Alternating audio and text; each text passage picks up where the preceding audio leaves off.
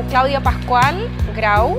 Ella es antropóloga social de la Universidad de Chile y fue la primera ministra de la Mujer y la Equidad de Género en nuestro país. Ese fue una conquista de muchos años para las mujeres. ¿Por qué era tan importante tener un Ministerio de la Mujer y de Equidad de Género? Hola Carola, gracias por la invitación. Bueno, era importante porque precisamente en la lucha por conquistar la democracia nuevamente en plena dictadura militar, las mujeres y el feminismo también planteó tener una institucionalidad de género preocupado desde el propio Estado por los derechos de las mujeres.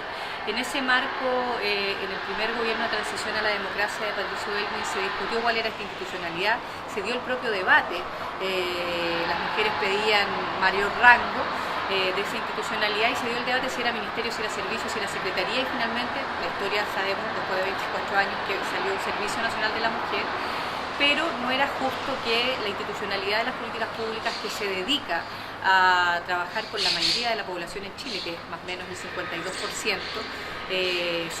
representamos las mujeres en el país, fuera un servicio que mirara literalmente para arriba a todos los demás ministerios cada vez que tuviera que abordar las políticas públicas, ¿no? Entonces en ese ámbito había una necesidad de no solo, por así decirlo, elevar el estatus de la institucionalidad, sino que por sobre todo por tener mayores facultades, por darle mayores prerrogativas a la institucionalidad.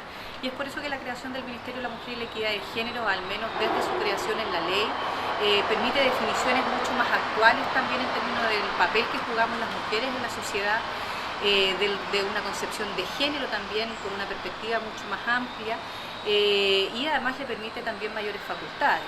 Todo lo que hizo y que yo creo que hay que reivindicar de positivo el CERNAM durante 24 años fue con harta pachorra, fue con harta personalidad más que con facultades legales. Y hoy día este ministerio y su Servicio Nacional de la Mujer y la Equidad de Género tienen esas facultades atribuidas por ley. Por lo tanto también nosotros, mujeres, hombres, todas y todos en nuestro país debiéramos tener un control social porque ese ministerio ejerce sus facultades, que hoy día las tiene. Claro.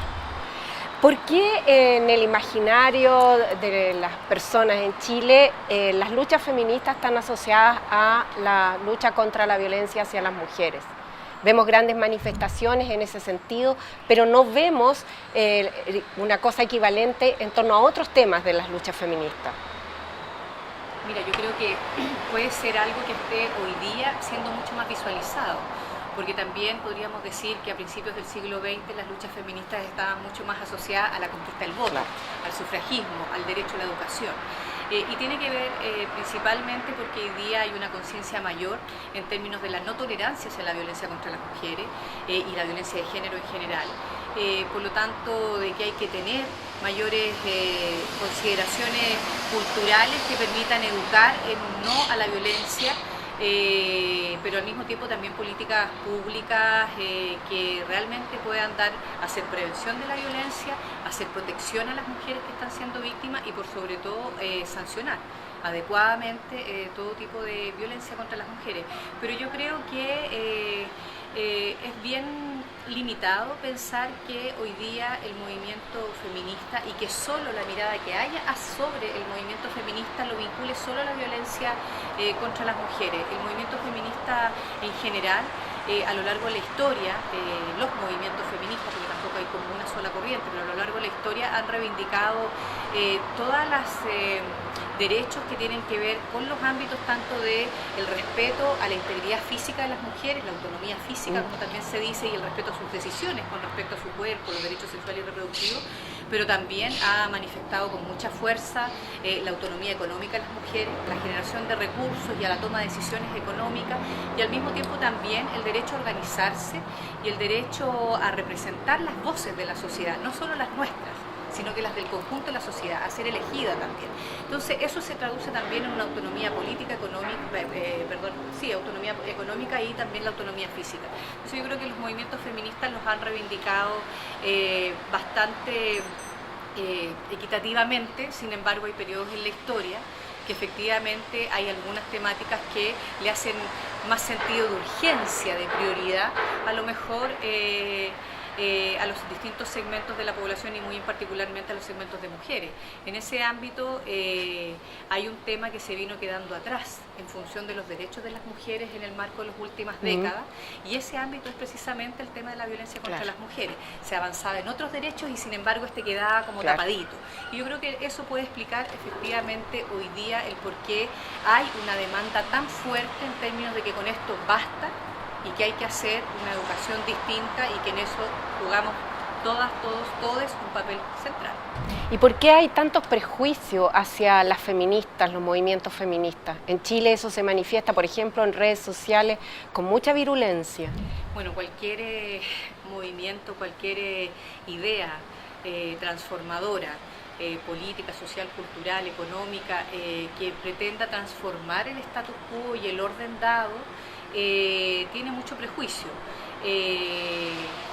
No solo es el feminismo, el comunismo, el socialismo, o sea, hay millones de otras ideas que efectivamente tienen un tremendo prejuicio, porque primero por un lado se les tiene miedo al cambio y por otro lado efectivamente hay mucha gente que quiere mantener lo que tenemos hoy día. Yo creo que además se ha hecho una campaña muy injusta de descalificación hacia los movimientos feministas. Estas descalificaciones que tratan de colocar de manera caricaturizada que las mujeres que son feministas son mujeres casi iguales a los hombres, que tienen pelos, que son roncas, que no les gustan los hijos, que no quieren familia, que no quieren sociedad, etc. Yo creo que esas son caricaturas tremendamente perjudiciales.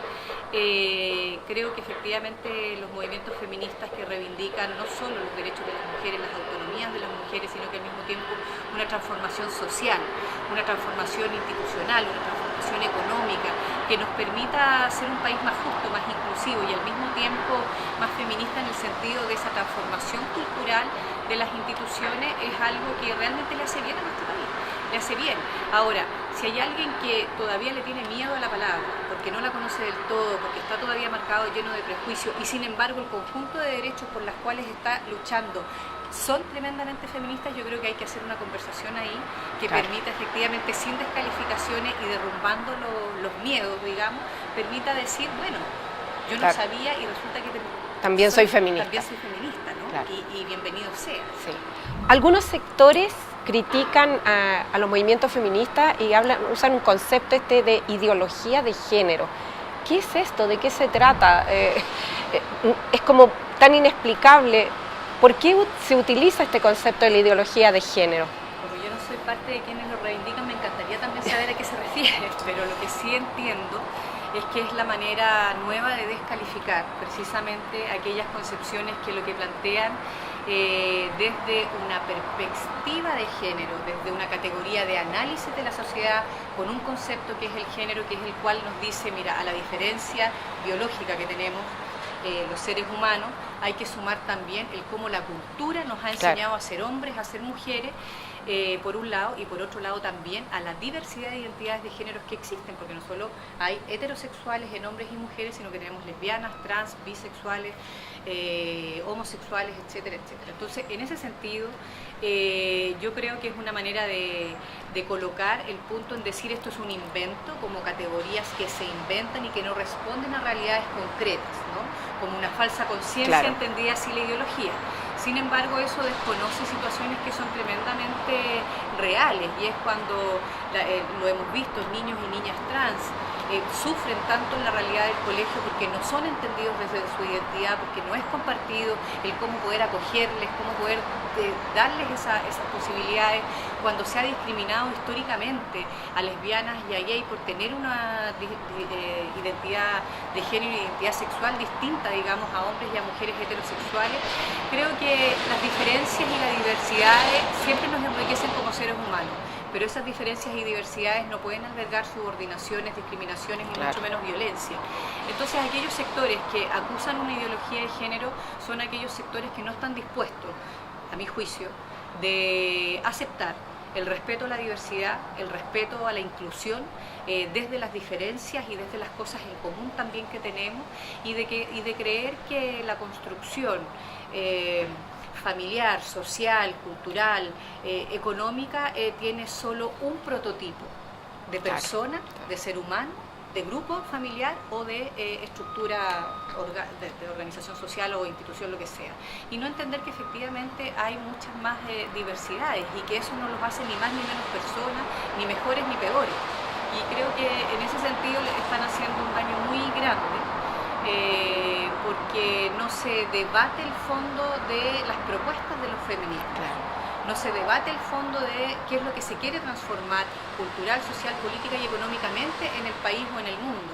Y lo que se hace es estigmatizar. Claro. ¿No? Y Chile, lamentablemente, tiene en términos culturales una buena tendencia a la estigmatización y a diferenciarse del otro solo por la diferencia. Le tiene miedo al otro y a la otra. Por lo tanto, en ese sentido, es una fórmula de fácil impacto, digamos, claro, por así decirlo, pero muy dañina, porque, insisto, no permite el debate de fondo. Desde una mirada histórica, en nuestro país, las luchas feministas han permitido qué avances en nuestra sociedad. ¿Cuáles son los cambios que han producido estas luchas feministas? Yo creo que gran parte de los derechos que tenemos las mujeres en nuestro país hoy se debe precisamente a la organización de las mujeres y de la incorporación de pensamientos y de accionar feminista en esas organizaciones. No todas se llamaban feministas, pero sí efectivamente era un accionar y una idea, digamos, en ese ámbito. Desde el derecho a la educación pública, digamos, para todas las mujeres, desde el derecho al voto, desde el derecho a ser elegidas, digamos, ¿no? Desde el derecho a trabajar remuneradamente fuera del hogar, desde el derecho también a la protección de las mujeres que son madres y a la infancia, ¿no? Eran reivindicaciones conjuntas esas. Todos esos derechos no nos los regaló ningún empresario por arte de gracia, ni tampoco ningún gobierno porque se le ocurrió, porque se le ocurrió nomás.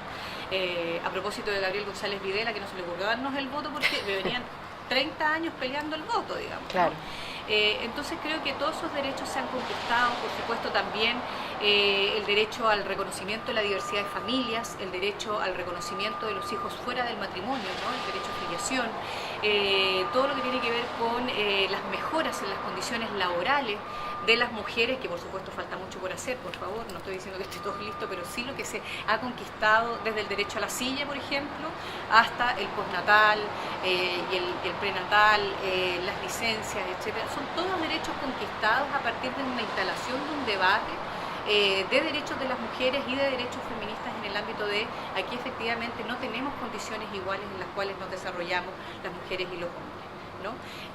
Teniendo capacidades y habilidades totipotenciales igualitarias, no tenemos los mismos caminos y los mismos desarrollos, por lo tanto efectivamente hay que seguir avanzando y por supuesto más en el último tiempo tiene que ver también con el poder también acortar las brechas en el ámbito de sí, votamos todas las mujeres, sí, podemos ser electas, pero no somos electas en la misma magnitud, entonces criterio de paridad de género en elecciones, poder tener indudablemente también promoción de mayores liderazgos y dirigencias de mujeres en las distintas organizaciones sindicales, por ejemplo, a propósito de las reformas laborales que se hicieron hace unos años atrás, el tema de, por supuesto, el permitir la interrupción voluntaria del embarazo en caso de 3 causales, después de que por más de 28 años en nuestro país no se permitiera, habiendo sido permitido el aborto terapéutico en Chile desde la década del 40 hasta el año 89, digamos. Entonces yo en general, derecho que haya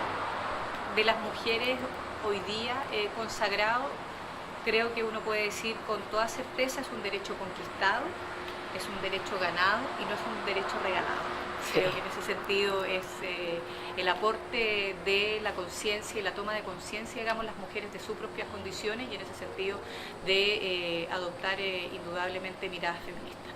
Entonces, ¿podríamos decir que los feminismos son teoría, movimiento, acción política, una mezcla de todo eso?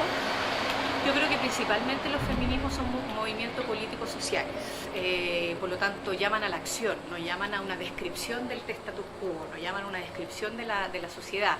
Y por supuesto, como todo movimiento de acción política, social, cultural, tiene que tener indudablemente ideas en las cuales fortalecerse para poder hacer propuestas de transformación y en eso indudablemente tiene aportes teóricos relevantes y por eso es que además se reconoce que no hay solo un tipo de feminismo, sino que hay varios feminismos, ¿no? Porque también hay distintas corrientes teóricas.